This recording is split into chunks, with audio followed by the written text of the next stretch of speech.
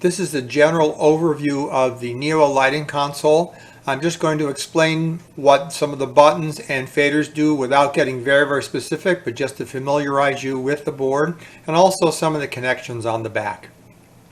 Let me just start out by saying that the console is basically a computer. It actually runs a Windows operating system. It's set up with specific buttons and faders to make it easier to program lighting for a theatrical show. You can download a version of this software and actually run it on a PC or on a Mac computer that's running Windows software, and I'll talk about that in a later tutorial. Well, let's just start out with the board here. So in the upper left-hand corner here, we have what we call Submasters. Submasters can be set to control sets of lights on the stage. For example, if we're doing just a regular assembly, we may have Submasters set up to turn on certain lights on stage to highlight the podium or parts of the stage if it's like an awards ceremony or something like that.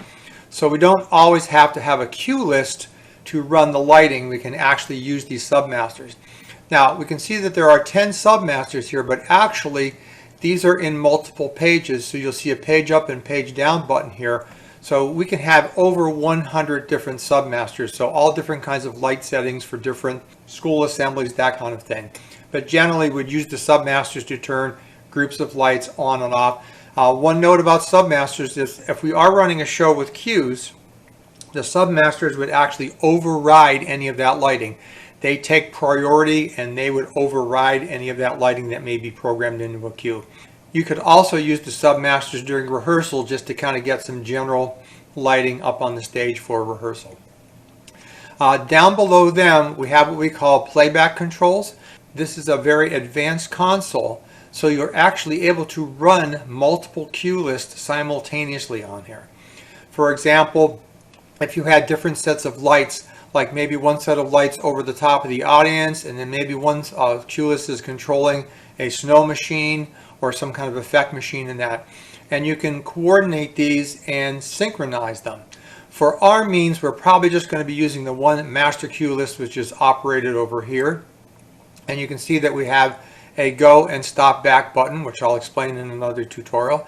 But generally, this area of the board right here is for controlling cue playback, where we can advance through the cues in a cue list or stop and go back to a cue. And even some of the buttons over here allow us to jump to specific cues in the cue list if we need to go out of order for a rehearsal and get to a specific cue. Let's take a look at the center of the board over here. Up the top we do have USB ports. You can program a show at home on your PC and then save it to a thumb drive, bring it in, and then download that show into the console, which makes it a lot more convenient. You don't actually have to be at the theater using the lighting console to program your lights. And generally that's the way that I do it. I would program a show at home on my PC and then save the results to a thumb drive, bring it in, load it in the console, and then I can actually take a look at what I've done on the stage and tweak colors and intensities and that kind of thing to make it look the way that I actually want it to look. Primarily when we're programming, we're going to be using these keys in this section of the keyboard right here, because this is where we set intensity levels and also set colors and positions of lights if we have some intelligent lights that we're programming. And this is where we also record cues and adjust things in the cue list, like timing and fade in and fade out times and all those kind of things that we might want to do when we're putting together a cue list for a show. Now keep in mind, you can operate this console in many different ways. There is more than one way to do things. They've included the buttons on the console because people that have programmed lighting for many years are used to typing in commands. So these are what we call the command buttons on the keyboard. In a lot of cases, if you can learn some of the commands, they're a lot faster than using a mouse and clicking around on the display to bring up various things. However, many of the younger lighting console operators prefer to do clicking and dragging and with a mouse and that kind of thing to program for the show. And you can also do that. So it's set up to accommodate two different types of users. Those of us that are used to using commands to type in various aspects of intensity and cues, but you can also use a mouse or the trackball over here to select different items on the screen and then program the console that way. So there are different ways to actually program it. Up the top here, we have some selection attributes. We'll probably be doing that more on the screen than using these buttons there. And over here is what we call the effects section.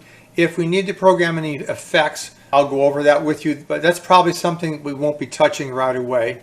In this section of the console, we have what we call display. Now again, you can press a button to get to these screens, or you can just simply click up on the screen itself. We have several different screens that I'll be talking about in the tutorials that display different aspects of what the console does. For example, maybe just a playback screen where we just have our cues up and our grid of channels and what's going on. A patch screen, which shows us what lights are patched to what DMX addresses. We have live mode and blind mode, which I'll explain later. That helps us in programming. And there's effects screens that will come up to show if any effects are programmed, palette screens. So a lot of these things are advanced concepts, but the live and the blind buttons are probably ones that you will be using. We have a trackball, and this substitutes for the mouse, although we probably will also hook up a mouse. A lot of you are probably more used to using a mouse than a trackball. Use the trackball under the palm of your hand to move the pointer around on the screen, and then use the left and right and center buttons to select various things. Up the top here we have our master faders, and these would normally be in the up position. These control the overall light output of the board. So if we were to take this fader and bring it down, it would bring all of the lights on stage down. So normally these would be in the up position. This over here is a fader that controls timing that we probably won't be doing too much with. Normally we could just control timing with the cue list. These are our blackout buttons. So if we press this button the first time, it would turn all the lights out on stage. Pressing it a second time would bring the lights back on. So in emergency, if you need to turn lights off, these are your blackout buttons up here. This is Master Dimmer 1 and Master Dimmer 2 over here. Up in the right hand corner of the board, we have a wheel that we can use to control intensity. So when we're selecting certain fixtures, we can either use the mouse to drag a graphic representation of intensity on the screen or the trackball. We can type in intensity using the command section of the board, or once you've selected fixtures, you can simply roll this wheel up and down to control the intensity of fixtures. And we'll talk about that in a tutorial also. And then finally, over here on the right hand side of the board, we have what we call encoders. Certain intelligent light fixtures would have other attributes like color and pan and tilt and zoom, and we're able to control that using these encoders. For example, if we have an intelligent light that has red, green, blue, and white LEDs in it, when you select that light, you'll be able to control the red, green, blue, and white LEDs using these encoders. So they act as an adjustment or an intensity adjustment for that. If it's a moving light, we can also control pan and tilt using the encoders. Depending upon what section of the light we're controlling, these different screens will display different attributes. So if we're doing color, it will show color. If it's pan and tilt, it will light up and it'll show you that you're controlling pan and tilt. And then you just twist these to adjust the intensity or to adjust the pan and tilt. And again, that will just occur with intelligent light fixtures. Then as we said, down in the front here, we do have a standard keyboard for typing in things like cue descriptions or notes that we may have, like Q1 relates to page 5 of the script, and Q20 relates to page 38 of the script, and we can actually label cues also by typing in. So this makes it easier to type in descriptions for cues and anything else that we may want to type a description in. And of course, when we set up the board, it'll actually look like this with a monitor in the back. I don't know if it's a touchscreen monitor at the school. If it is a touchscreen monitor, we can actually access things by touching the screen itself. So again, you have those options. You can type things in from the command center down here, or you can simply use the trackball to select things, or a mouse, or if it's a touch screen, you can actually touch things on the screen itself and adjust things for the lighting. Finally, the back of the board, just to tell you a little bit about this, although we usually don't have to touch anything back here. On the corners, you will see plugins for lamps, so that we can have lamps that come over the top of the board to simply light it up.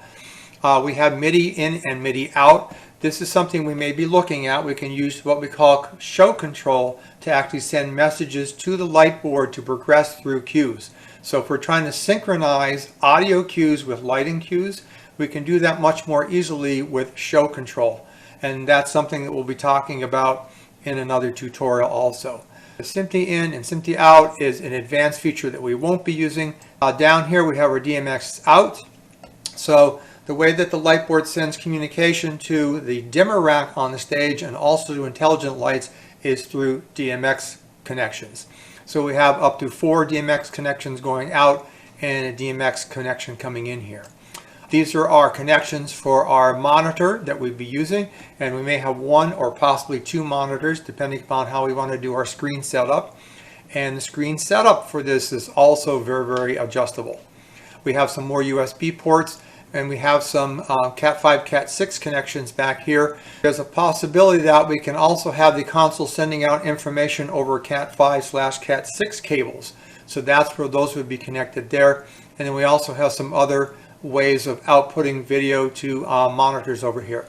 This back section of the board may look differently depending upon when the particular board was manufactured, because just like computers change over time, as they manufacture some of these boards, the back section of it could change a little bit depending upon what year and what model the light board is. And then finally we have our power source here and our power on and off switch here. All right, that's a general overview of what the console is, and we'll be talking about how to use it in future tutorials.